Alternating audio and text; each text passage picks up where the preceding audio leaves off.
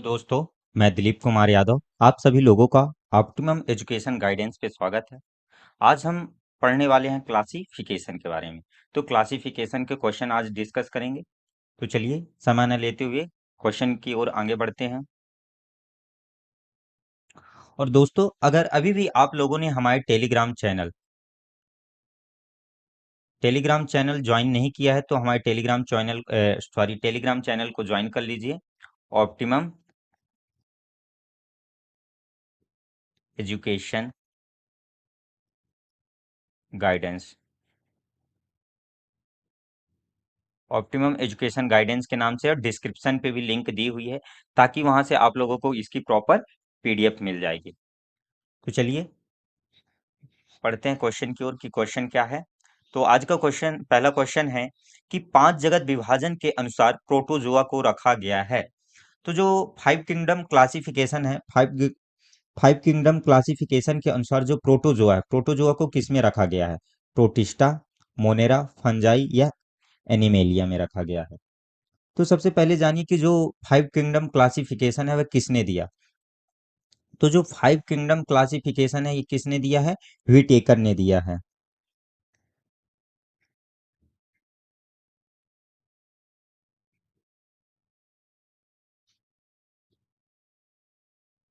Whittaker ने दिया कब? 1969 पे दिया है। और इनके अनुसार तो जो फाइव किंगडम क्लासिफिकेशन है इसमें इन्होंने किस किस में डिवाइड किया है? पहला है मोनेरा, दूसरा प्रोटिस्टा,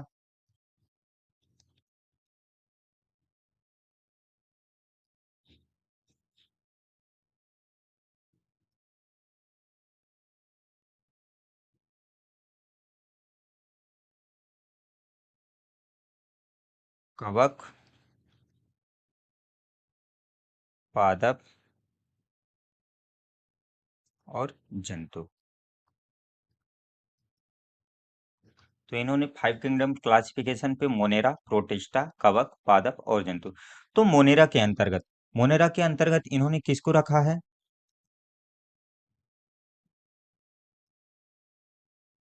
तो मोनेरा के अंतर्गत इन्होंने जो प्रोकैरियोटिक जीव हैं,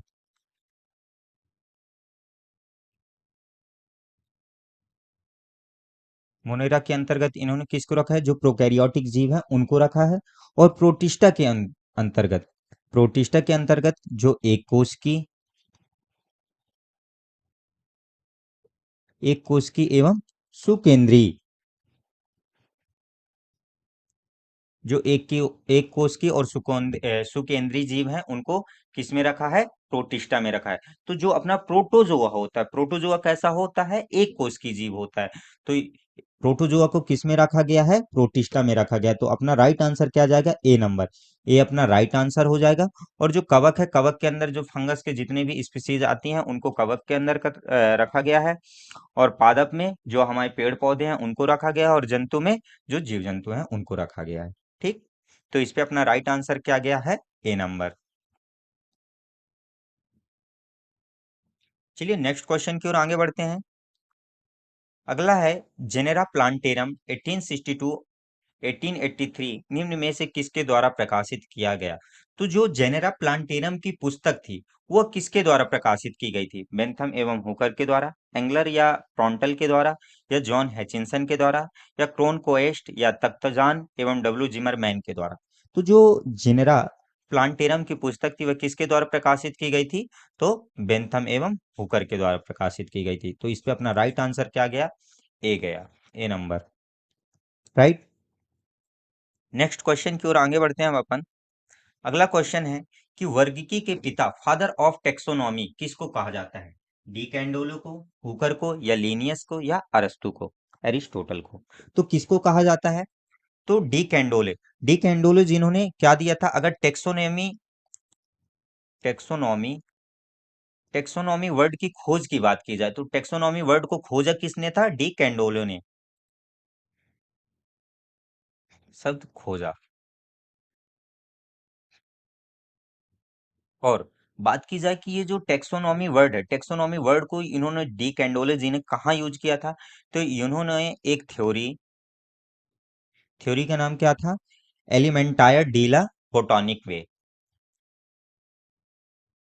एलिमेंटायर डीला बोटानिक, बॉटनिक बोल दें इसको। तो इस थ्योरी पे कब, 1813 पे, 1813 पे इन्होंने एक थ्योरी थी एलिमेंटायर डीला बॉटनिक, उस पे टेक्सोनॉमी वर्ड को यूज किया था, राइट, सबसे पहले प्रयोग किया था। बात करें लीनियस की, कैरोलस लीनियस, कैरोलस लीनियस, जिनको फादर ऑफ टेक्सोनॉमी कहा जाता है, तो वर्गीकी के पिता किसको कहा जाता है, लीनियस को। तो इस पे अपना राइट आंसर क्या गया, सी। और बात करें अरस्तु की, अरस्तु को क्या कहा जाता है, तो इनको father of biology and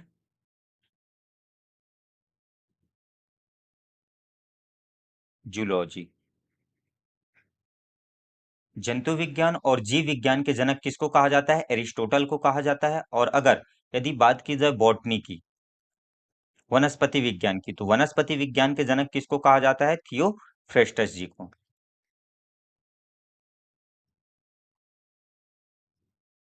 right. तो इस पे अपना राइट आंसर क्या गया है, लीनियस। कैरोलस लीनियस को क्या कहा जाता है, वर्गीकी के पिता कहा जाता है। अगला क्वेश्चन है अपना कि स्पीसीज शब्द का चयन किया, तो जो स्पीसीज वर्ड है, स्पीसीज वर्ड को किसने खोजा था, यानी शब्द किसने चयन किया था, जॉन रे ने, या मेयर ने, या जैक्स जे हैक्सले ने, या कैरोलस लीनियस ने। तो किसने शब्द का चयन किया था, तो किसने किया था, जॉन रे ने किया था। तो जॉन रे ने स्पीसीज शब्द को खोज किया, और इन्होंने स्पीसीज के अलावा भी दो वर्ड दिए थे। कौन कौन से, एक था फैमिली, और दूसरा कौन सा है, जीनस। तो फैमिली एंड जीनस, और तीसरा क्या हो गया अपना, स्पीसीज। तो इस पे अपना राइट आंसर क्या गया, ए नंबर। और अगर बात की जाए कि अगर नए रूप में किसने परिभाषित किया है स्पीसीज को, तो नए रूप में किसने किया है, मेयर ने। मेयर ने जो स्पीसीज वर्ड है, स्पीसीज वर्ड को नए रूप में परिभाषित किया है, किसने, मेयर ने। अगला क्वेश्चन है अपना कि बेंथम हुकर का कोहर्ट आज के समकक्ष है, क्लास के, ऑर्डर के, या फैमिली के, या इनमें से कोई नहीं। जॉर्ज बेंथम एवं जोसेफ डॉल्टन ने जब ये प्लांट का वर्गीकरण कर रहे थे, तो रॉयल बोटेनिकल गार्डन न्यू में इन्होंने जो ऑर्डर है, ऑर्डर इसी को अपन गढ़, ऑर्डर के ऑर्डर के स्थान पर ये किसका यूज कर रहे थे, कोहर्ट का यूज कर रहे थे। तो इस पे अपना राइट आंसर क्या जाएगा, बी नंबर। बी अपना राइट आंसर हो जाएगा कि जो कोहर्ट है, कोहर्ट को पहले, यानी कि कोहर्ट आज किसके स्थान पर, ऑर्डर के स्थान पे, ऑर्डर के समकक्ष। अगले क्वेश्चन की ओर आगे बढ़ते हैं कि बेंथम तथा हुकर द्वारा दिया गया वर्गीकरण है। तो जो बेंथम और हुकर ने क्लासिफिकेशन दिया था वह कैसा है, नेचुरल है, फाइलोजेनेटिक है, या आर्टिफिशियल है, या न्यूमेरिकल है। तो कैसा है। अगर बात की जाए कि आर्टिफिशियल की, तो आर्टिफिशियल किसने दिया है, तो आर्टिफिशियल दिया है लीनियस तथा थियोफ्रेस्टस ने।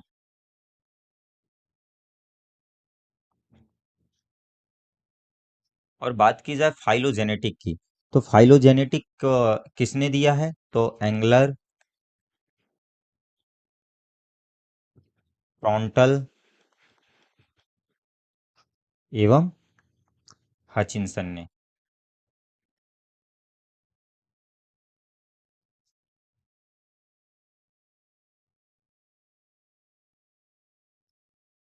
किसने किसने फाइलोजेनेटिक दिया है, एंगलर ने, प्ला सॉरी प्रॉन्टल ने, और हचिंसन ने। और बात की जाए नेचुरल की, तो नेचुरल को किसने दिया है, बेंथम एंड हुकर ने, बेंथम एवं हुकर। तो इस पे अपना राइट आंसर क्या गया, ए नंबर, कि जो बेंथम और हुकर के द्वारा कौन सा वर्गीकरण दिया गया है? प्राकृतिक दिया गया है। राइट।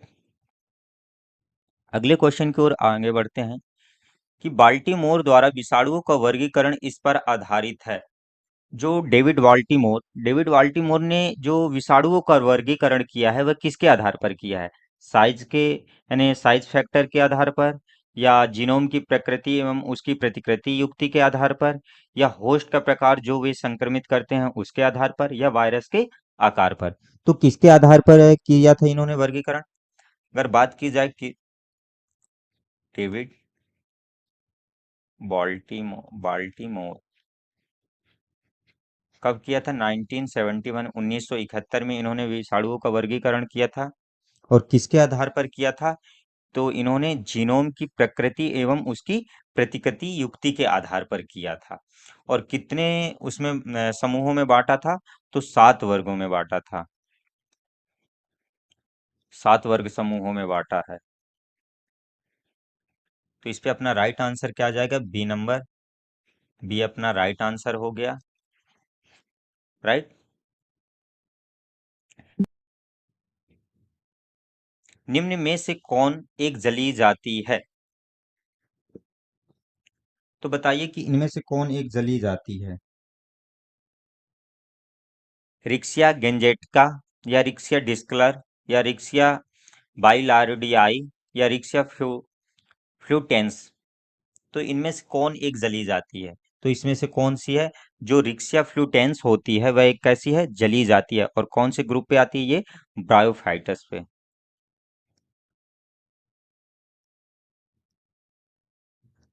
ब्रायोफाइटा की एक जाति है कौन सी? Riccia Riccia फ्लूटेंस।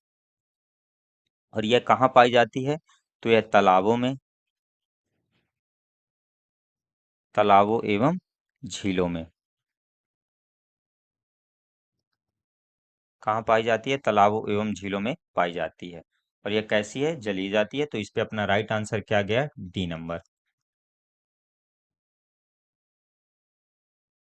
डी अपना राइट आंसर। तो अगला क्वेश्चन है अपना कि भारतीय ब्रायोलॉजी का पिता कौन समझा जाता है? S R Kashyap, P N Mehra, या राम उद्गार, या केसी मेहता? तो जो अपने भारतीय bryology, Indian bryology, father of Indian bryology किसको माना जाता है? तो किसको? प्रोफेसर शिवराम कश्यप को। प्रोफेसर शिवराम कश्यप। तो इस पे अपना राइट आंसर क्या जाएगा? ए नंबर।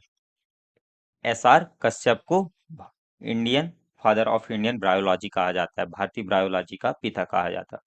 और जो केसी मेहता है, केसी मेहता जी ने भी जो प्लांट पैथोलॉजी है, प्लांट पैथोलॉजी में इनका बहुत बड़ा योगदान था। किसमें? प्लांट पैथोलॉजी पे।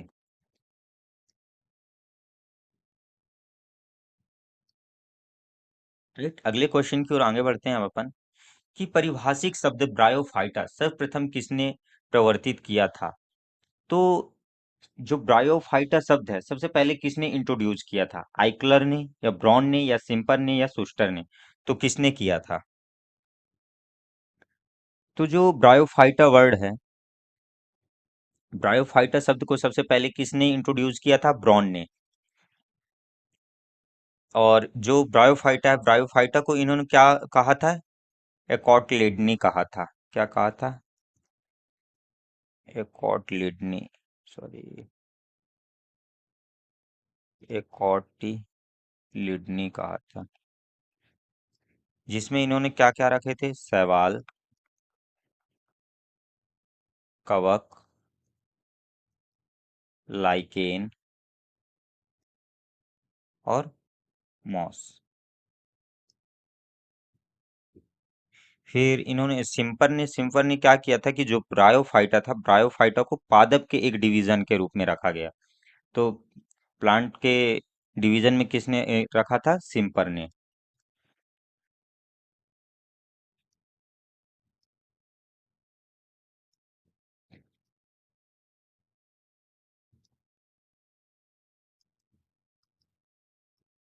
तो इस पे अपना राइट आंसर क्या आ जाएगा? बी नंबर, ब्रॉन ने।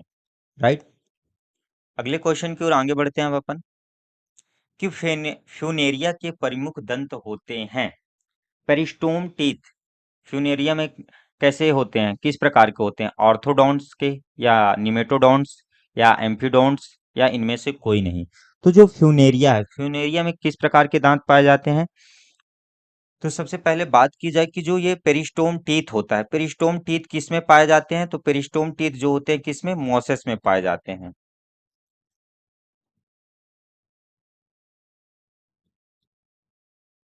जो पेरिस्टोम टीथ परिमुख दांत होते हैं वह किस में पाए जाते हैं? मोसेस में पाए जाते हैं। और बात करें हम जी कि फ्यूनेरिया में, तो फ्यूनेरिया में कौन से किस प्रकार के पाए जाते हैं? तो फ्यूनेरिया में, सॉरी,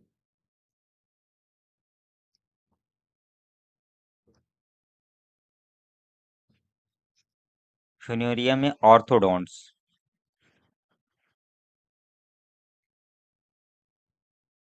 ऑर्थोडॉन्ट्स टाइप के दांत पाए जाते हैं। और इनकी संख्या कितनी होती है? अगर नंबर की बात करें तो नंबर 32 होती है, जो 16-16 की कतारों में पाए जाते हैं। ठीक, तो इस पे अपना राइट आंसर क्या जाएगा? ए नंबर। अगले क्वेश्चन, फ्यूनेरिया के संपुटिका में परिमुख दांतों की संख्या होती है।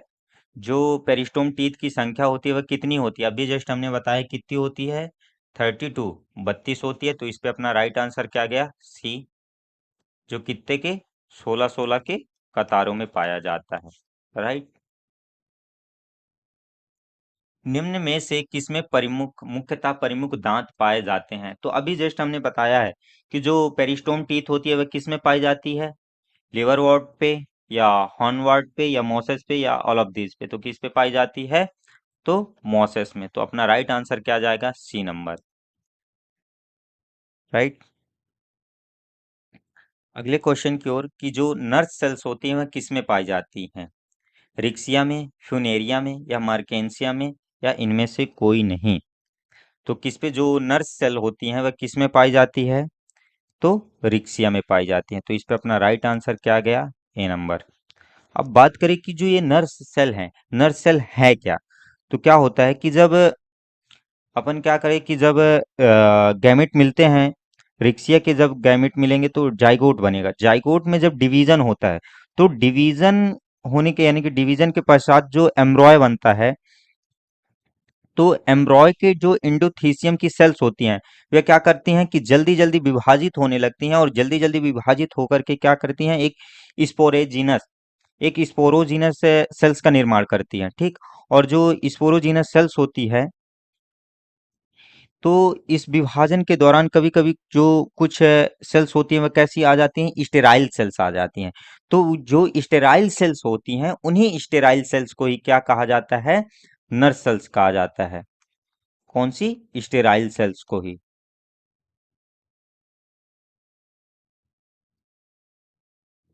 स्टेराइल सेल्स को ही क्या कहा जाता है? नर सेल्स कहा जाता है। कब? जब रिक्सिया में क्या होता है, सबसे पहले जाइगोट का फॉर्मेशन होता है ना, यानी जब फर्टिलाइजेशन हो, फर्टिलाइजेशन के बाद क्या हुआ कि जाइगोट बने, जाइगोट में डिवीजन हुआ, तो जाइगोट के डिवीजन के बाद क्या हो किया कि एम्ब्रॉय बना। ठीक, एम्ब्रॉय के जो इंडोथीसियम की सेल्स होती हैं उनमें क्या होता है, रैपिडली डिवीजन होता है, जल्दी जल्दी विभाजन होता है, जिससे स्पोरोजीनस सेल्स का निर्माण होता है। फिर जो स्पोरोजीनस सेल्स होती है उनमें कभी कभार क्या होता है कि जो स्टेराइल सेल्स बन जाती है, जो स्टेराइल सेल्स होती हैं उन्हीं को क्या कहते हैं अपन? नर्स सेल कहा जाता है। राइट, तो इस पे अपना राइट आंसर क्या गया? एक, ए आया। अगला क्वेश्चन है कि ब्रायोफाइटस है क्या? ब्रायोफाइटस जलीय होते हैं या एम्फीबियस उभयचर होते हैं या स्थलीय होते हैं या इनमें से कोई नहीं? तो ब्रायोफाइटस, शायद तक सभी लोग आप जानते होंगे कि जो ब्रायोफाइटस को पौधों का उभयचर माना जाता है, plant kingdom, amphibians of plant kingdom कहा जाता है किसको? ब्रायोफाइटस को। तो ये कैसे होते हैं? एम्फीबियंस, उभयचर होते हैं। क्या हो रहा है आज? तो इस पे अपना राइट आंसर क्या गया? B number.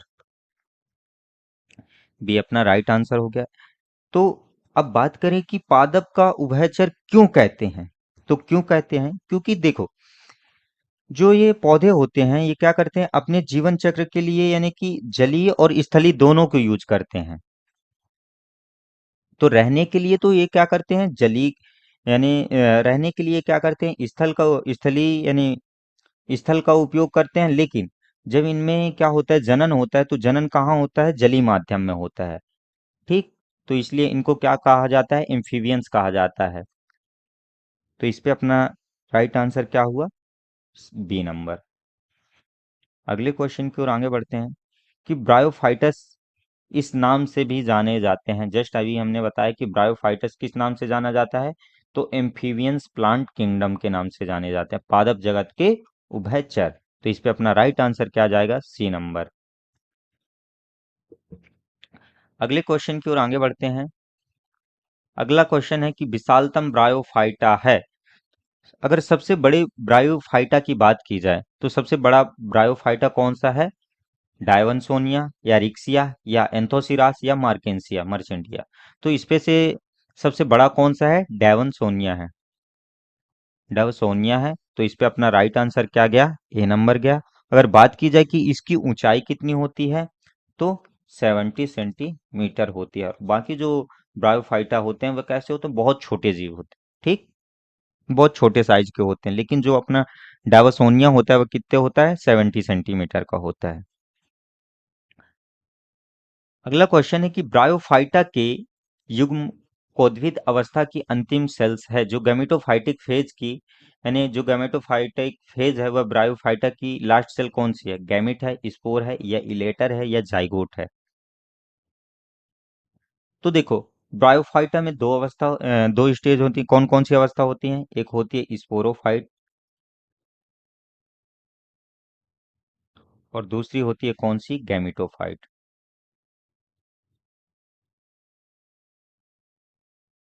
अगर बात की जाए कि जो स्पोरोफाइट होती है वह कैसी होती है, डिप्लॉयड। और जो गैमेटोफाइट होती है वह कैसी होती है, हैप्लॉयड होती है। ठीक, तो गैमेटोफाइट जो अवस्था होती है इसमें क्या होती है, ये हैप्लॉयड में होती है ना। तो ये हैप्लॉयड स्टेज होती है, जिसकी अंतिम सेल्स क्या होती हैं, इनकी अंतिम सेल्स क्या होती हैं, गैमेट्स होती हैं। और ये गैमेट्स के जो हैप्लॉयड गैमेट्स होते हैं, हैप्लॉयड गैमेट्स के मिलने पर ही क्या बनते हैं, जाइगोट बनते हैं। और जो कि जाइगोट कैसा हो जाता है, जब दो गैमेट्स मिलेंगे तो कैसा बन जाएगा, जाइगोट जो होता है वह अपना कैसा वो हो जाता है, डिप्लॉयड। और डिप्लॉयड जब बन गया तो डिप्लॉयड कहाँ पहुंच गया, स्पोरोफाइट पे पहुंच गया। ठीक, तो अगर बात की जाए कि जो गैमेटोफाइटिक फेज की लास्ट सेल कौन सी होती है, तो कौन सी होती है, गैमेट होती है। तो इस पे अपना राइट आंसर क्या आ जाएगा, ए नंबर। राइट। अगला क्वेश्चन है कि ब्रायोफाइटा टेरिडोफाइटा से भिन्न है। जो ब्रायोफाइटा है वह टेरिडोफाइटा से कैसे भिन्न है, स्त्रीधानी आर्किगोनिया से या संवहन ऊतक की अनुपस्थिति में या स्वतंत्र युग्मकोद्भिद यानी इंडिपेंडेंट गैमेटोफाइट पे या उपयुक्त में से कोई नहीं। तो बात करें कि जो ब्रायोफाइटा है वह टेरिडोफाइटा से कैसे भिन्न है, लैक ऑफ वेस्कुलर टिश्यू से। ठीक, जो संवहन ऊतक की अनुपस्थिति होती है उससे भिन्न होता है। ठीक, तो इस पे अपना राइट आंसर क्या गया, बी नंबर।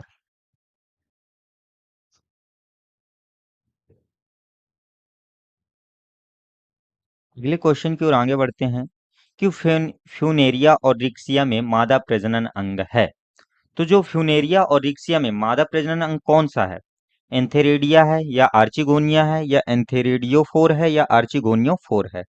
तो कौन है, अगर बात करें, देखो एंथेरेडिया की बात करें तो जो ये एंथेरेडिया है यह कैसा है, ये नर प्रजनन अंग है। कौन सा है, नर है।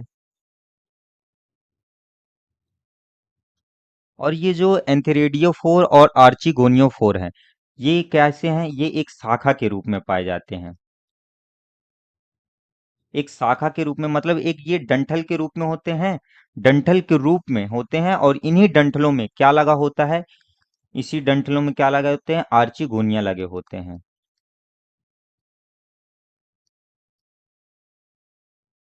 आर्किगोनिया लगे हुए होते हैं। और जो आर्किगोनिया होती है, आर्किगोनिया क्या होती है, जो फ्यूनेरिया और रिक्सिया की मादा प्रजनन अंग होती है। तो इस पे अपना राइट आंसर क्या आ जाएगा, बी नंबर।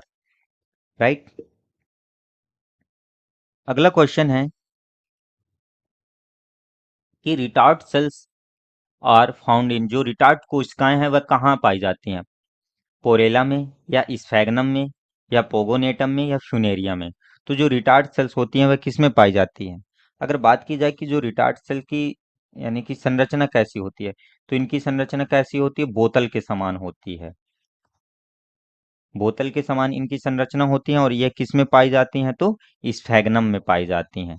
तो इस पे अपना राइट आंसर क्या गया? B number. अगला क्वेश्चन है कि निम्नलिखित में से कौन सा एम्ब्रीफायोटा एम्ब्रायोफाइटा निम्नलिखित में से कौन सा एम्ब्रायोफाइटा समूह के अंतर्गत आता है? एल्गी, फंजाई, एब्रायोफाइटा, या लाइकेंस? तो ये जो एम्ब्रायोफाइटा है, एम्ब्रायोफाइटा के अंतर्गत कौन कौन से आते हैं?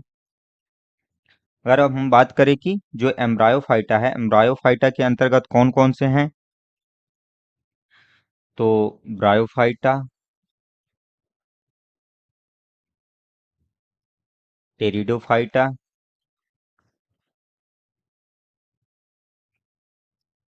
और जिम्नोस्पर्म,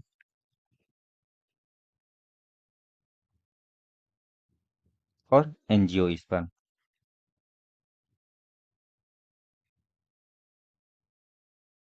ब्रायोफाइटा, टेरिडोफाइटा, जिम्नोस्पर्म और एंजियोस्पर्म। तो इस पे अपना राइट आंसर क्या आ जाएगा? सी नंबर की जो एम्ब्रियोफाइटा के अंतर्गत कौन आता है? ब्रायोफाइटा आता है। तो इस पे अपना राइट आंसर क्या हो गया? सी नंबर। अगला क्वेश्चन है कि जो बीजाणुद्भिद यानी कि जो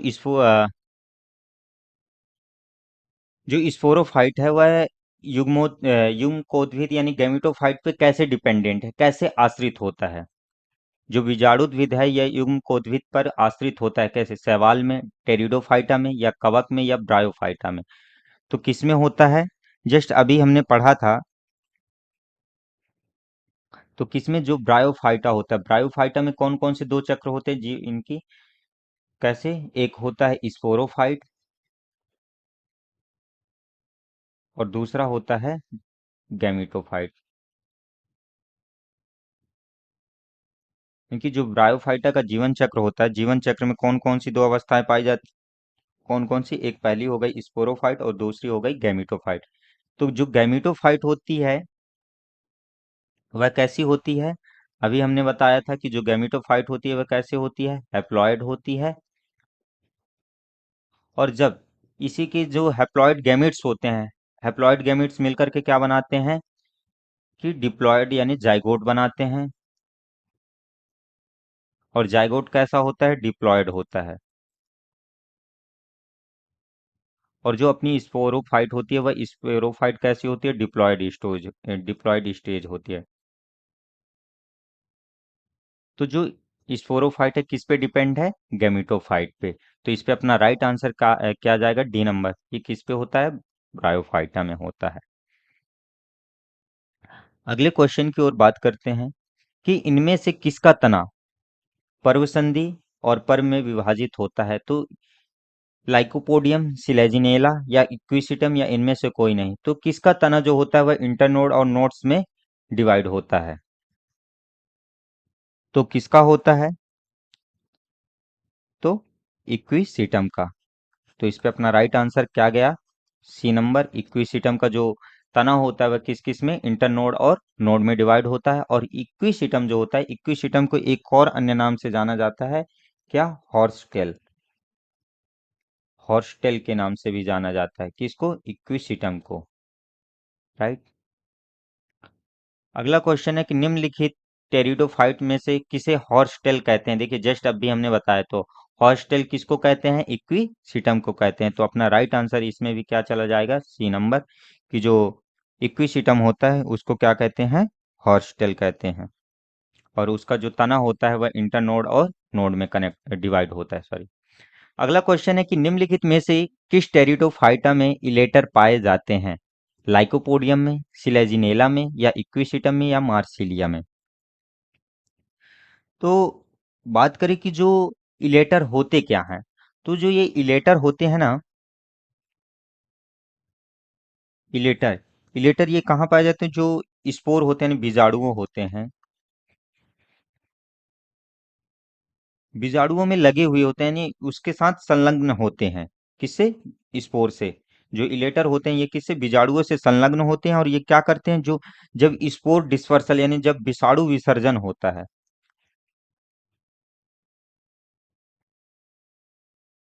ये क्या करते हैं, जब विषाणु विसर्जन होता है तो विषाणु स्पोर डिस्पर्सल में क्या करते हैं, ये हेल्प करते हैं, सहायता करते हैं,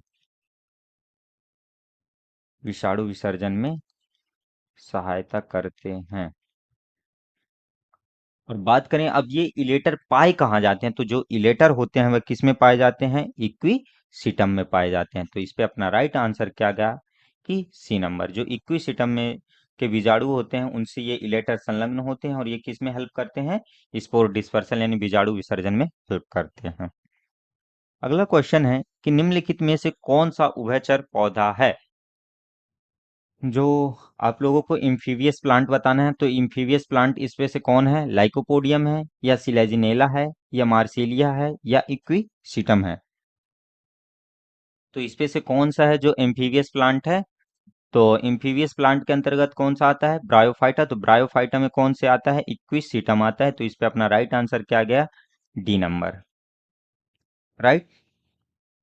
अगले क्वेश्चन की ओर आगे बढ़ते हैं कि लाइकोपोडियम, लाइकोपोडियम प्रदर्शित करता है। तो जो लाइकोपोडियम होता है वह क्या प्रदर्शित करता है?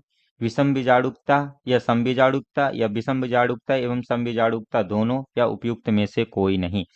तो सबसे पहले आप जान लीजिए कि जो हेट्रोस्पोरी,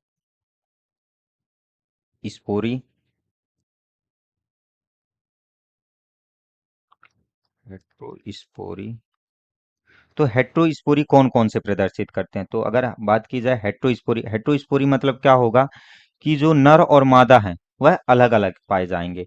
तो वह किस किस में? सिलेजिनेला, सिलेजिनेला हो गया, मार्सिलिया हो गया,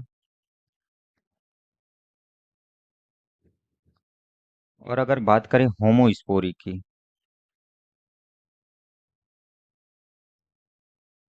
तो होमोस्पोरी पे कौन कौन से हैं? क्विसिटम,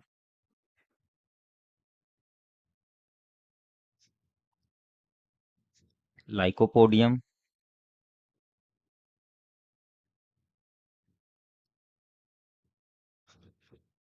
और साइलोटम है,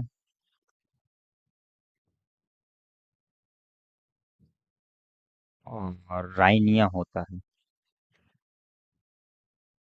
इनमें क्या होते हैं? होमोस्पोरी पाई जाती है। मतलब कि इनमें केवल एक प्रकार का स्पोर पाया जाता है। किसमें? होमोस्पोरी में एक प्रकार का स्पोर पाया जाना।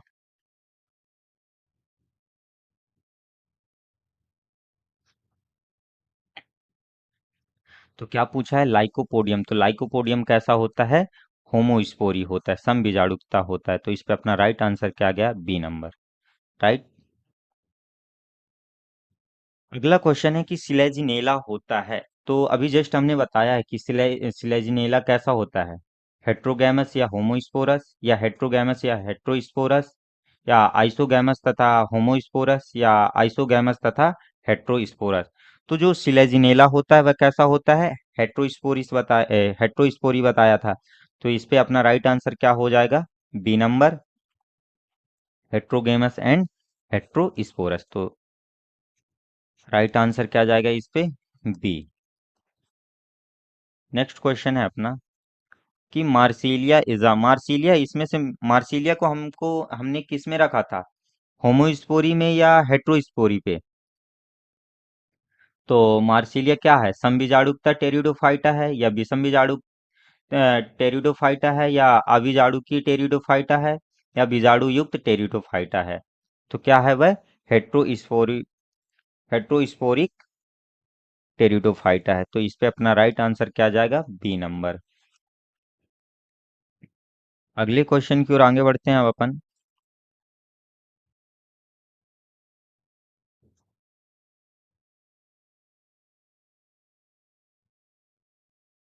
टेरिडोफाइट्स को कहते हैं, तो टेरिडोफाइट्स को क्या कहा जाता है?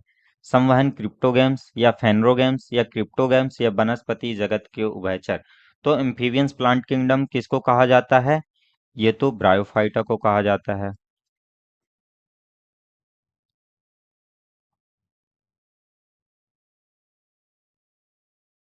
तो बात करें अगर टेरिडोफाइटा की, तो जो टेरिडोफाइट्स होते हैं वे कैसे होते हैं? ये सुविकसित संवहन तंत्र युक्त क्रिप्टोगेम्स हैं। कैसे हैं ये? सुविकसित संवहन युक्त, सॉरी, संवहन तंत्र युक्त क्रिप्टोगेम्स।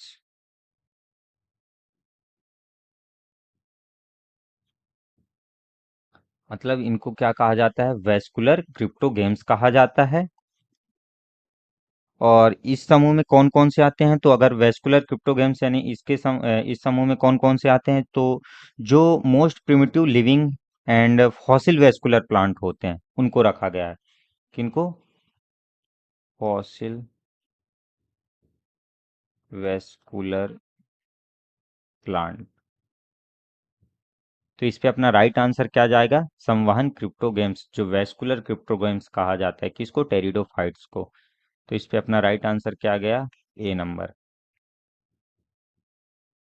अगला क्वेश्चन है कि पित्त रहित रंभ को कहते हैं? ए स्टील विथआउट पित्त इज कॉल्ड। अगर विदाउट पित्त की स्टील को क्या कहते हैं? मेरी स्टील, प्रोटो स्टील, या यो स्टील, या डिक्टियो स्टील। तो जो पित्त रहित रंभ को यानी पित्त रहित स्टील को क्या कहते हैं? प्रोटो स्टील कहा जाता है। तो इस पे अपना राइट आंसर क्या जाएगा? B number. और ये प्रोटो स्टील कैसी होती है? यह सबसे प्राचीन प्रकार की होती है और इसके मध्य में अगर प्रोटो स्टील की बात की जाए तो इसके मध्य में क्या होता है? जाइलम होता है। और इसके चारों ओर किनारे की ओर क्या होते हैं? फ्लोएम होते हैं। कौन सा? ये प्रोटो स्टील है। तो इस पे अपना राइट आंसर क्या गया है? B number. तो दोस्तों आज के लिए बस इतना ही। अगर आप लोगों को वीडियो पसंद आई हो तो आप लाइक करें वीडियो में या ना करें। अगर चैनल को सब्सक्राइब करना है तो करिए। लेकिन मैं आप लोगों से कहूंगा कि अगर आप लोगों को ये लेक्चर अच्छा लग रहा है तो कृपया आप अपने दोस्तों से भी इसको शेयर कीजिए ताकि वे भी इस लेक्चर का लाभ उठा सकें। राइट। जय हिंद, जय भारत, धन्यवाद।